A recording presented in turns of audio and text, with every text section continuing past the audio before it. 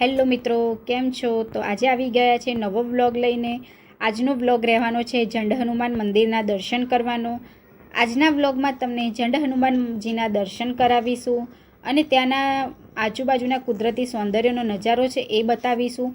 આજના વ્લોગમાં ફક્ત તમને ત્યાંનું કુદરતી દ્રશ્ય બતાવીશું, પ્લસ હનુમાનજીના દર્શન કરાવીશું, મહાદેવજીના દર્શન કરાવીશું, રામ સીતાના દર્શન કરાવીશું અને પછી બીજા બ્લોગમાં તમને ઝંડ હનુમાનજીના મંદિરનો જે ઇતિહાસ જોડાયેલો છે એ ઇતિહાસ જણાવીશું.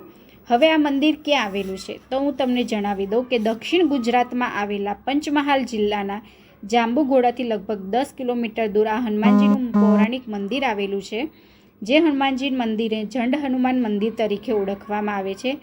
તમે પાર્કિંગ કરીને પ્રવેશ દ્વારમાં પ્રવેશશો ત્યાં આગળ આ એક સ્ટોલ આવેલી છે, બજરંગ ટી સેન્ટર કરીને. ત્યાં આ સ્ટોલની એકવાર અવશ્ય મુલાકાત લેજો. ત્યાં તમને પૂજાપાઠનો બધો સામાન, શ્રીફળ, પ્રસાદ, તેલ, બધી જ વસ્તુ એક જ જગ્યાએ તમને મળી જશે. અને ત્યાંની એકવાર ચા જરૂરથી ટ્રાય કરજો. એક નંબર ચા અને બેસ્ટ ચા હોય છે. તો અવશ્ય આ દુકાનની એકવાર મુલાકાત લેજો. તમને બોર્ડ ફરીથી બતાવી દઉં છું, બજરંગ ટી સેન્ટર. તો અવશ્ય એકવાર આ દુકાનની મુલાકાત લેજો. સરસ એવો સ્વભાવવાળા અંકલ એક બેસેલા હોય છે અને સારું એવું વસ્તુ પણ તમને મળી જશે. તો અવશ્યથી એકવાર આવજો અહીંયા આગળ. અને તમે અહીંયાથી જેવા એન્ટર થશો ને, આગળ મેં જણાવ્યું એવી રીતે પહેલાં મહાદેવજીના દર્શન થશે, પછી રામ સીતાના દર્શન થશે અને પછી આગળ તમને આપણા હનુમાનજીના દર્શન થશે. અને કહેવામાં આવે છે કે મંગળવારે અને શનિવારે મોટી સંખ્યામાં અહીં ભક્તો દર્શન કરવામાં આવે છે. અને બીજું એવું પણ કહેવામાં આવે છે કે મંદિરમાં જે લોકો શનેશ્વરી અમાસ અને શનિ જયંતિના દિવસે આવીને શ્રદ્ધાપૂર્વક એકવાર દર્શન કરી લે છે, એમના જીવનમાં ક્યારેય શનિની પનોતીની અસર થતી નથી. તો અવશ્ય એકવાર મુલાકાત લેજો. અને આ મંદિર એક એવું મંદિર છે કે હનુમાનજીના મૂર્તિના પગના નીચે શનિદેવ પોતે દબાયેલા છે. આ હનુમાનજીના પગ નીચે શનિદેવ છે, તેમનું સ્વરૂપ પણ કાળાની જગ્યાએ સફેદ છે. અને કહેવામાં આવે છે કે આ જગ્યાએ હનુમાનજીએ ભીમ અને શનિદેવ બંનેનું અભિમાન ઓગાળ્યું હતું અને હનુમાનજીએ શનિદેવને પોતાના પગ તળે દબાવી દીધા હતા. આ મંદિરે જો કોઈને શનિદેવની પનોતી કે શનિગ્રહની અસર નડતી હોય અને જીવનમાં મુશ્કેલીઓનો સામનો કરવો પડતો હોય તો માત્ર દર્શન કરવાથી શનિદેવની પનોતીમાંથી મુક્ત થવાય છે. તો એકવાર જરૂરથી આવજો અને દર્શન કરજો. અને જો બની શકે તો શનિવાર અને મંગળવાર જરૂરથી ભરવા જજો. જો તમે નજીકમાં રહેતા હોય તો અવશ્ય એકવાર જજો. તો તમે આગળ વિડીયો જોતા રહો અને કુદરતી દ્રશ્યોનો તમે નજારો નિહાળતા રહો.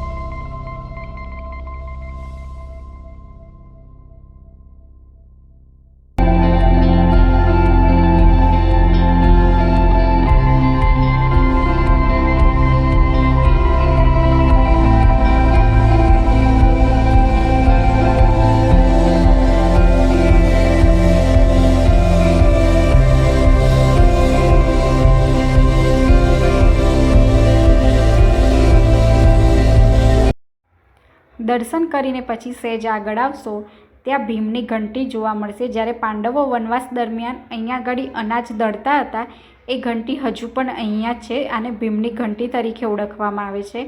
પછી અહીંયાથી સહેજ આગળ જશો તો ત્યાં આગળ આવી રીતે પથરા ગોઠવીને લોકો માન્યતા રાખે છે. અને અહીંયાની એવી એક માન્યતા છે કે જેને પોતાનું ઘરનું ઘર ના હોય તે આવી રીતે પથરા ગોઠવીને પોતાના ઘર માટેની એક માનતા રાખે છે. કહેવામાં આવે છે કે અહીંયા જેટલા પથરા આવી રીતે ગોઠવીએ તો આપણું ઘર જલ્દી થઈ જાય છે. તો એકવાર આ જરૂરથી ટ્રાય કરજો. અને આ જંગલ એકદમ અત્યારે જો ચોમાસું છે એટલે એકદમ લીલુંછમ લાગશે તમને. અને અહીંયા ફરવાનો એક નજારો જ કંઈક અલગ હોય છે.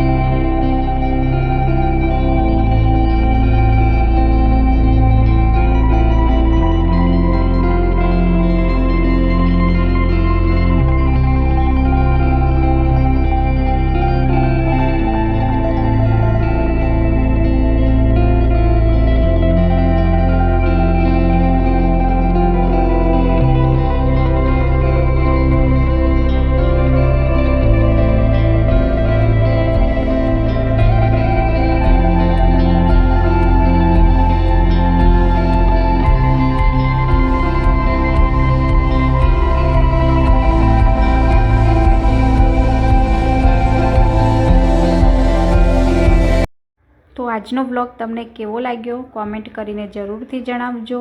અને ચેનલમાં ફર્સ્ટ ટાઈમ આવ્યા હોય તો ચેનલને સબસ્ક્રાઈબ કરવાનું બિલકુલ ભૂલતા નહીં. નેક્સ્ટ વ્લોગમાં તમને મળીશું જંડ હનુમાનના ઇતિહાસને લઈને. તો બન્યા રહેજો અમારી ચેનલમાં અને સપોર્ટ આપતા રહેજો.